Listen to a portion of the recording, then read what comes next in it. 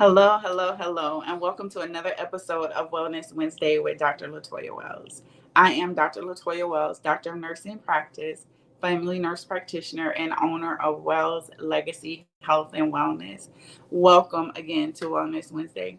To those of you who watch every Wednesday, I appreciate you. Also, for those of you who watch on demand, make sure you like and share, and then also go over to Instagram and follow us there. We're also on TikTok and YouTube. So each week, these videos that I record, the lives that are shared with you guys, are also stored on our YouTube page. So you can always go back and find a topic that you want to rewatch. Last week, we discussed breastfeeding and the breastfeeding mothers and how we can support them, the importance of breastfeeding. And tonight, I'm not going to be here long, but there is a topic that I want to discuss. August is also a month where we talk about gastroparesis. Have you ever heard of gastroparesis? Do you know what it is? Do you know who is at risk for developing gastroparesis? What are the signs and symptoms? What do we do about it? We're going to talk about that tonight. So, gastroparesis is a condition by where the stomach is delayed in emptying, right? So, an individual who does not have gastroparesis, let's just say, I get hungry, choose what I'm going to eat, I eat, I put it in my mouth, I chew it up, swallow, it's going to go down my esophagus into my stomach. My body is going to begin to do what it's supposed to do. The acids are going to increase. The body is going to begin to break that food down. It's going to send the nutrients to the parts of the body that needs to receive those nutrients. And then the waste is going to begin to move throughout the GI system, the intestines, and then all the waste, the byproducts are going to be excreted when you have a bowel movement. So individuals who have gastroparesis, they have an issue with that, and the food essentially gets stuck, so to speak. Not really, but kind of. The food just sits there for prolonged periods of time because there's something going on, whether it be there's damage to the nerves that cause the motility of the stomach. Our bodies have, different things that help move things along. And that's the same case or scenario with our stomach. We have something within our stomach called GI motility, which helps the body and the stomach move the food into the intestines where the absorption begins, and then it moves down the intestines into to when you have a bowel movement and you get rid of that. But individuals who have gastroparesis, there is a disconnect somewhere. Their nervous system, or there's some damage to the muscles within the stomach or what have you, that will cause the food to get stuck there for a reason. Or it could be medication that someone is taking, or it could be a disease process such as diabetes. And when I've seen patients who have gastroparesis, a majority of those patients have had diabetes as well. And one of the side effects of their diabetes and potential diabetes medication is gastroparesis. And so, as I mentioned, 5 million individuals in the United States deal with gastroparesis. So, we talked about individuals with diabetes, people who've had surgery on their esophagus, their stomach, or small intestines, or some type of injury to the vagus nerve, which is a nerve that's involved in the GI system, can experience gastroparesis. Or individuals who've had radiation, certain cancer treatments in areas of the chest and the stomach can experience gastroparesis as well. So what are some of the signs and symptoms of gastroparesis? Some of the ones that I've seen most common are nausea, vomiting, the dry heaves, because the body is essentially letting us know that, hey, something's going on. This food shouldn't be sitting here for this long, and we need to try and get rid of it. So individuals will have dry heat, like extreme dry heaves, because their body is trying to get rid of that food that's been sitting there. Feeling full really quick. These individuals will eat a few bites and then they're full, and then they'll stay full for a prolonged period of time. And so they're not getting the nutrients that they need because they're not eating as regular as they should, because they're feeling full for a prolonged period of time. And then stomach pain and discomfort are some of the most common ones. I'm just making sure I'm not missing anything. But the few symptoms that I've seen most often is the nausea and the vomiting, and the stomach pain, and then feeling full really quick. So, what causes gastroparesis? I mentioned some of the potential causes earlier. Most often causes, and just some of the ones that I found to be interesting, we know surgery, and then viruses. There's certain viruses that individuals can contract that can also cause delayed emptying of the stomach or gastroparesis. Vagal nerve injury, which I talked about that, diabetes, and then there's just unknown causes that there's really no reason. They've done all the testing and we still cannot find the cause for this gastroparesis or why this individual is dealing with this symptom. And so an individual presents and they're having extreme nausea, vomiting, they're getting full quickly, they're having stomach pain. I've even seen individuals who've had constipation and diarrhea, just depending on their presentation. And so, what we do is we talk with the person, we try and figure out what the signs and symptoms are. We do a process of elimination, and then we may order some tests or things like that to try and figure out what's going on.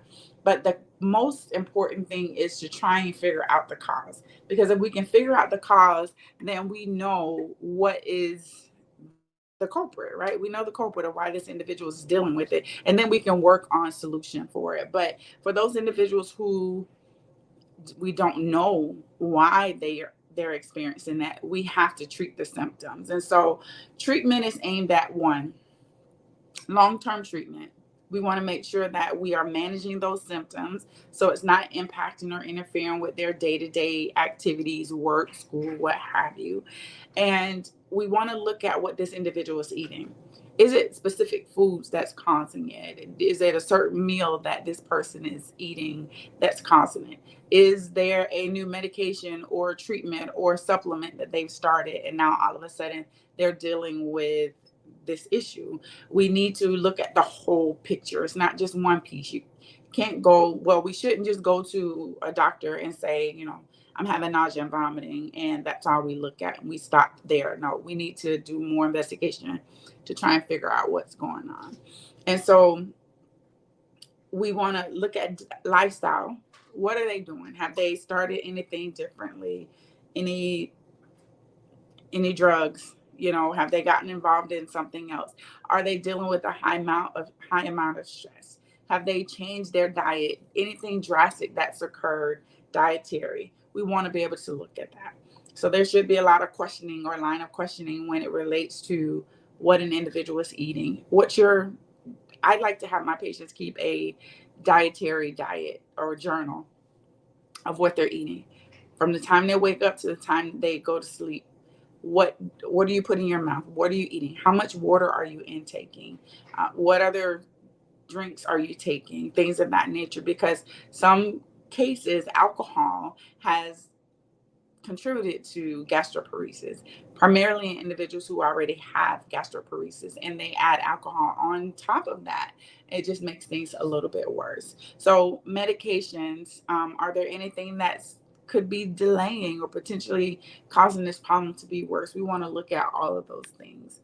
Then what are we going to do for treatment? Again, we're going to try and find the cause, provide treatment for the symptoms. So if an individual is having some nausea, vomiting, they may be given some anti-nausea medication, things of that nature. We may look at the diet and adjust the diet or the routine by which an individual is eating or drinking, to try and see if we can decrease the problems. With diabetes and things of that nature, we want to make sure that the diabetes is well controlled. I've seen patients who have had gastroparesis that were diabetics, and once we got their diabetes under control, primarily if they were, individuals who were obese or, had extra weight, and we've been able to get them to lose some weight and get into a good diet and exercise regimen, we begin to see those signs and symptoms of gastroparesis go away. So being able to work with your healthcare provider and develop a one-on-one plan, an individualized specific plan that's going to work for you to help eliminate or figure out what's going on. Sometimes we just have to be able to manage the symptoms because, again, we can't find out what the cause is. Um, and that can be frustrating from a patient standpoint and from a provider standpoint, not being able to pinpoint the actual cause, because if we know the cause, then chances are of us being able to treat it is better, right? But if there's just, it's called idiopathic, we don't know why it's occurring, um, then it may be a little more difficult to treat those individuals. So with diabetes, blood glucose levels need to be controlled.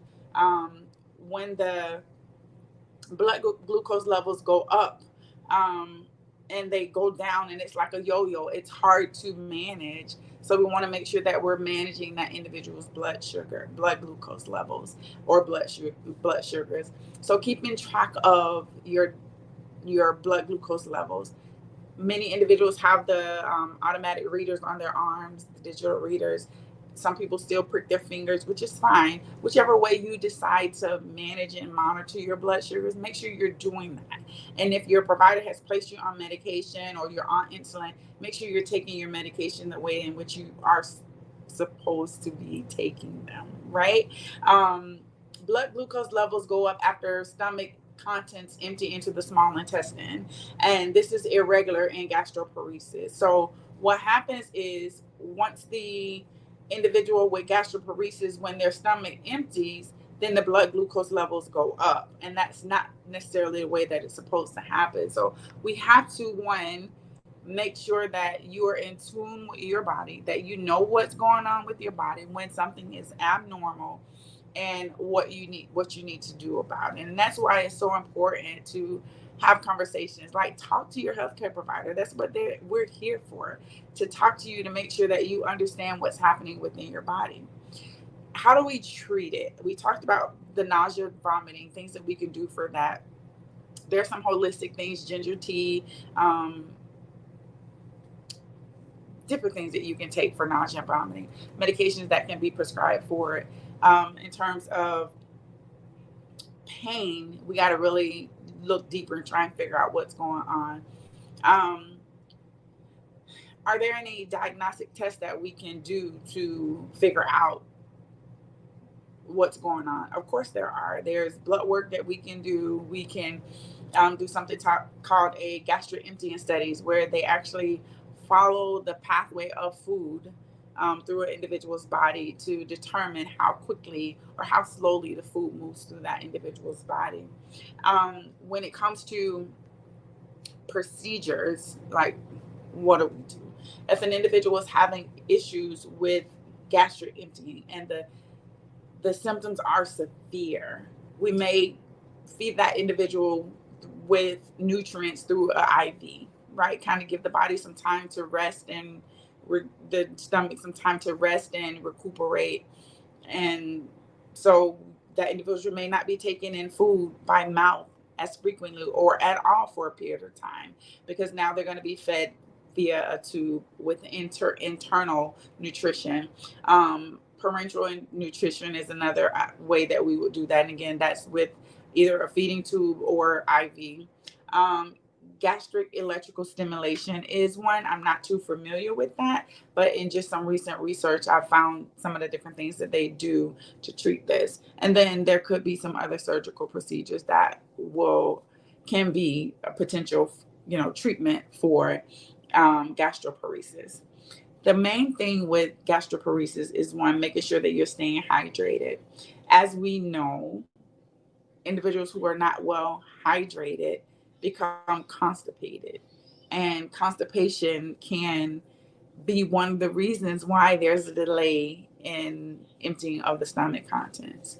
So make sure you're staying hydrated, making sure you're getting in the foods that you're supposed to, and most importantly, that you're talking to your healthcare provider, try and figure out what the issue, why this is happening, and what we can do about it. There's so many different things that we could talk about tonight, but I wanted to highlight this one because it is something that I've seen my patients deal with, especially those who have diabetes. So another reason to stay on top of your diabetes management, managing your blood sugars, taking your medications, the exercise, the diet, all of that stuff is going to help, because I've seen patients who've been in the hospital for weeks dealing with gastroparesis and working with their medical team to get things under control. It's important that you, as a patient, know when something is off with your body, and feeling comfortable and confident going to your healthcare provider and talking to them about what's happening with you. There's so much new research that's going on. There's so many different things that are coming up on the scene that can definitely help. But one of the things that I know for sure is for my patients who are diabetic, who are dealing with gastroparesis, managing their blood sugars, losing weight, getting fit, getting active, making sure that they're drinking plenty of fluids. We've seen, just like we've seen their blood pressure go down, we've seen their cholesterol levels go down. We've also seen gastroparesis pretty much be eliminated. And so if you're a person who's dealing with diabetes and who has gastroparesis, these are some of the things that you can do.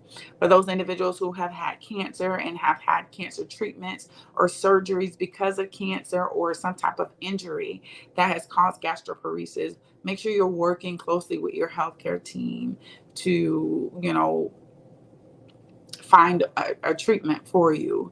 Many individuals who have gastroparesis will need to be seen by a gastroenterologist, an individual who specializes in the GI system, from the mouth all the way from the rooter to the tutor, as my grandma used to say. That those individuals know, they specialize in the GI system, so they're able to and should be well equipped to help you find solutions. While I'm a medical provider in terms of being a nurse practitioner, there's also many additional specialists that can help. Functional medicine specialists who can help. Functional medicine practitioners who can help. Holistic providers who can provide some resources for patients as well. And so I want you to do your due diligence and do your research to be able to understand what gastroparesis is, what you can do, and what resources are available for you.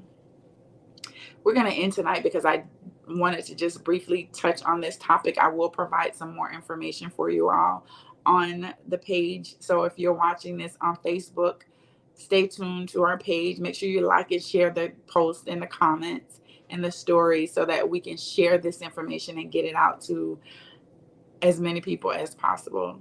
That's my goal, is to make sure that anybody that I come in contact with, that I'm providing them with some type of education, that I'm able to help them, that I'm able to provide them with some type of guidance. And that's what Wells Legacy Health and Wellness was founded on, making sure that our family, our community, and our patients have the information that they need to be able to advocate for themselves to create a legacy of good health. And so that's what it's all about. If there was one thing that you were able to pick up tonight, maybe you can share with someone that you might know who is dealing with gastroparesis. Have them reach out to us if they have questions, or if you have questions, we're available. You can reach us at 321-306-6755. We're located at 452 Osceola Street, Suite 106 and 107. Altamont Springs, Florida, 32701. We are now accepting Blue Cross Blue Shield, Medicare, Medicaid, TRICARE, and many other insurances to come. So if you have health insurance and you would like to see us, please reach out so that we can get you scheduled for an appointment. We're also still taking, patients on a cash-based fee schedule. So if you don't have insurance, we can see you and we'll make sure that we can work things out for you to be seen. This is Dr. Latoya Wells. Stay safe and be well. Until next time, we'll see you later. Bye.